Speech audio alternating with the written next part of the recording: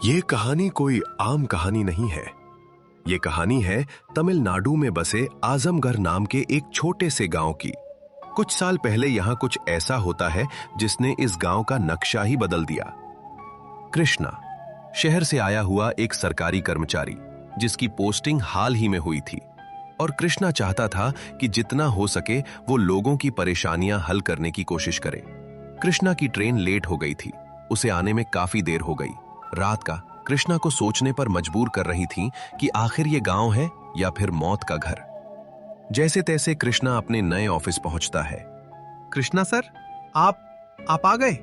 आपका आने का टाइम तो शाम के 5 बजे था ना?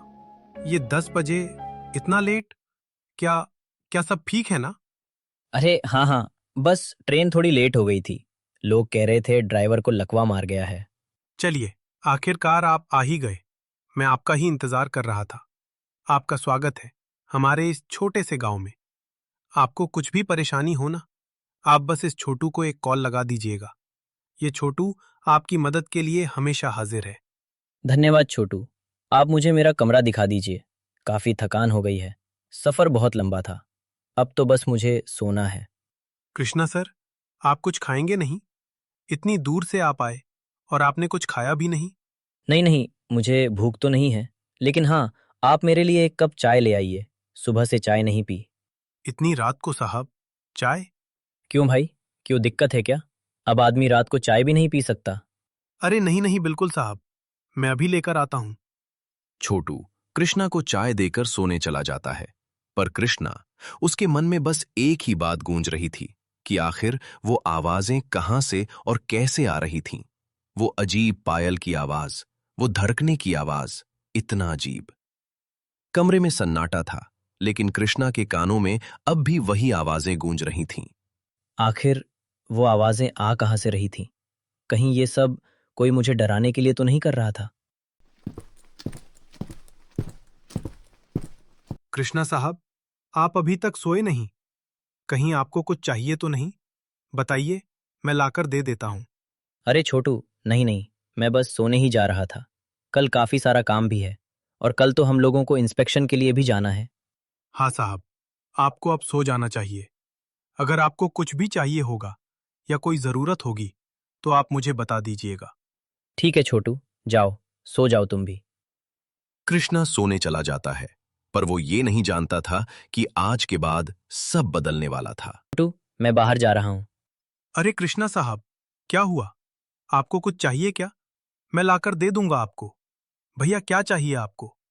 अरे नहीं छोटू, वो बस मैं सोच रहा था कि थोड़ी बाहर की हवा खाकर आ जाऊं। वैसे भी कल से यहीं हूँ, और अभी तो और भी काफी काम है। अच्छा ठीक है साहब, जैसा आपको ठीक लगे। लेकिन हाँ, अगर आपको कुछ चाहिए होगा तो आप मुझे फोन कर दीजिएगा। हाँ, जरूर। अब मैं जाऊं?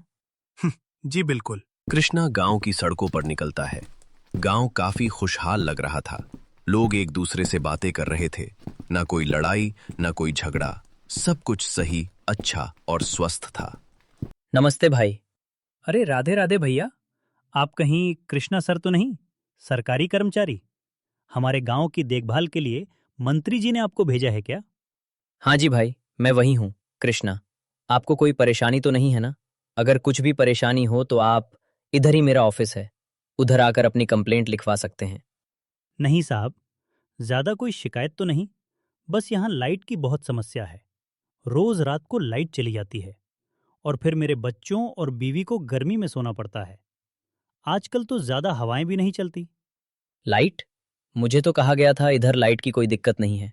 आप कुछ और बता रहे हैं। लाइट तो यहाँ जानी ही नहीं चाहिए।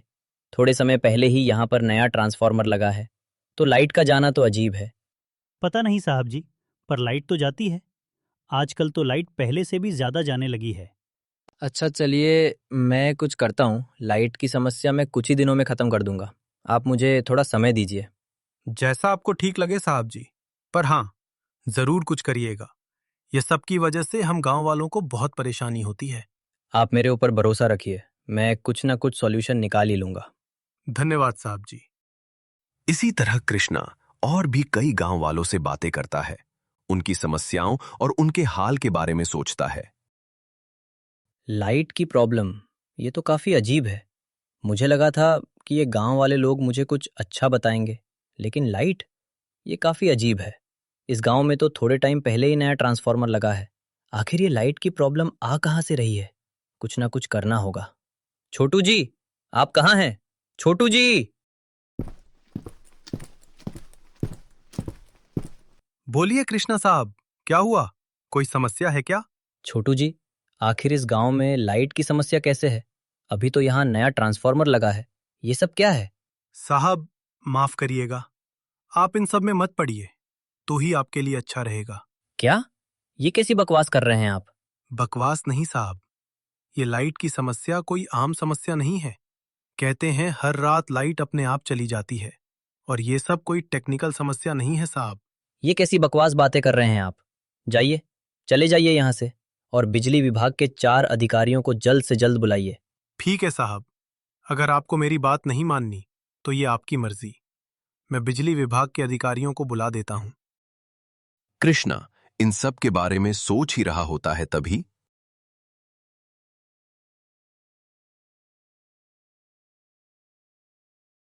आप लोग आ गए? और इतनी देर क्यों कर दी आने में? साहब, वो यहाँ हम फंस गए थे। ये सब छोड़िए, मुझे ये बताइए, आखिरकार नए ट्रांसफार्मर होने के बाद भी रोज लाइट क्यों चली जाती है और लोग यहाँ अजीब कहानियां बना रहे हैं? ये कैसा काम करते हैं आप लोग? साहब वो ये हमारे हाथों में नहीं है। हमारे हाथों में नहीं है मतलब? ये क्या बात हुई? ये आप लोगों का काम है। अगर आप इसे ढंग से नहीं करेंगे तो क्या मैं करूंगा? मैं कुछ नहीं जानता। अगर ये सही नहीं हुआ तो आप लोगों की नौकरी गई समझ जाना। आप सब ये बात याद रखिए। साहब जी, ऐसा मत करिए। ये हमारे हाथों में नहीं है। हम कितनी भी कोशिश कर ले, ये सब कभी खत्म नहीं हो सकता। ये इस गांव का श्राप है साहब जी। मैं इन सब बातों में नहीं मानता, और मेरे ख्याल से आप लोगों को भी इन सब बेकार की फालतू बातों पर अपना टाइम खराब नहीं करना चाहिए और अपने काम पर ध्यान देना चाहिए। साहब, अगर आपको हमें काम से निकलवाना है तो निकलवा दीजिए, पर ये काम हम नहीं कर सकते। और अगर आपको इतना ही मन है तो अमावस की रात को कालोबाड़ी वाले रास्ते पर चले जाना। ये कहकर वो चारों अधिकारी वहां से चले जाते हैं और कृष्णा को मजबूर कर देते हैं ये सोचने पर कि आखिर ये सब चल क्या रहा है। अमावस की रात, कालोबाड़ी। कृष्णा छोटू के पास जाता है इन सारे सवालों का जवाब मांगने।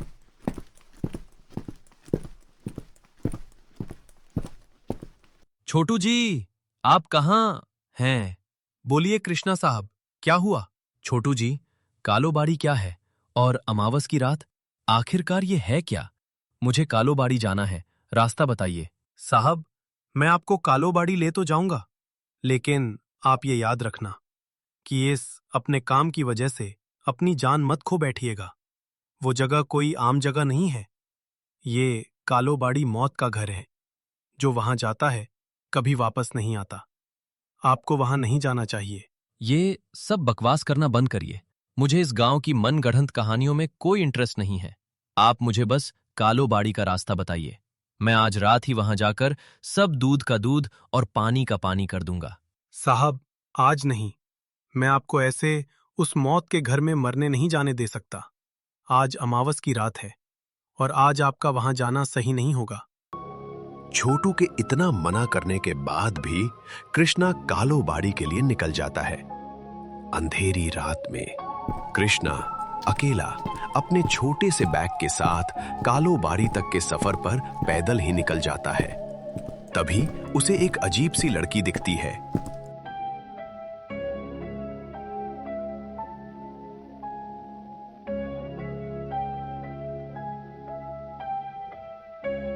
इतनी रात को ये औरत यहाँ क्या कर रही है, और वो भी आज के दिन? कृष्णा उस औरत के पास जाता है। मैडम जी, आप यहाँ क्या कर रही हैं, वो भी इतनी रात को? साहब, मैं कालोबाड़ी जा रही हूँ। कालोबाड़ी? लोग तो कहते हैं वो जगह अजीब है। आप वहां क्यों जा रही हैं? अरे साहब, वो तो मेरा घर है। अगर मैं कालोबाड़ी नहीं जाऊंगी तो आखिर कौन जाएगा? घर? क्या? कैसा घर? आप क्या कहना चाहती हैं? अरे मतलब, वहां मेरी चाची जी रहती हैं, तो मैं भी बस वहीं पर ही जा रही हूँ।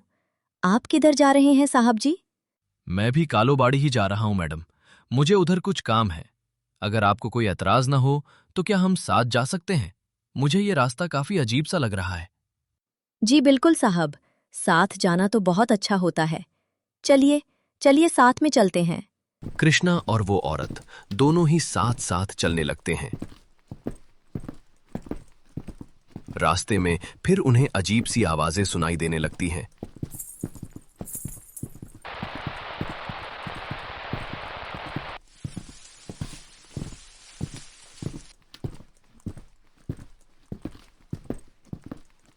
पर कृष्णा उन आवाजों को अनदेखा करके चलने लगता है। हवा तेज होने लगी थी और रास्ता पहले से भी ज्यादा सुनसान होता जा रहा था। साहब जी रुकिए। क्या हुआ मैडम?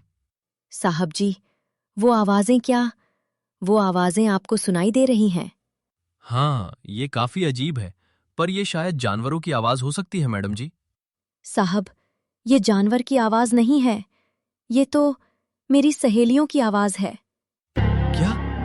क्या आप कहना क्या चाहती हैं? वो औरत नहीं रह चुकी थी। उसका शरीर एक भयानक चुड़ैल बन चुका था। वो पूरी की पूरी गुस्से में पागल हो गई थी। उसकी आंखें लाल हो चुकी थीं, उसके बाल हवा में अपने आप उड़ रहे थे और उसकी आवाज इंसानों जैसी बिल्कुल नहीं लग रही थी। आखिर तुम कौन हो? सुबह हो गई है। अब तक तो साहब जी को आ जाना चाहिए था। मुझे बहुत फिक्र हो रही है। क्या साहब जी ठीक होंगे? हे भगवान, आखिर ये क्या हो गया? छोटू गांव के बहुत लोगों से पूछने की कोशिश करता है कि आखिर कृष्णा साहब को किसी ने देखा, लेकिन एक भी गांव वाला कुछ नहीं बताता। छोटू बस एक ही बात सोच रहा था कि आखिर कृष्णा जी ठीक है या फिर कालो बाड़ी के राज के साथ वो भी दफन हो गए।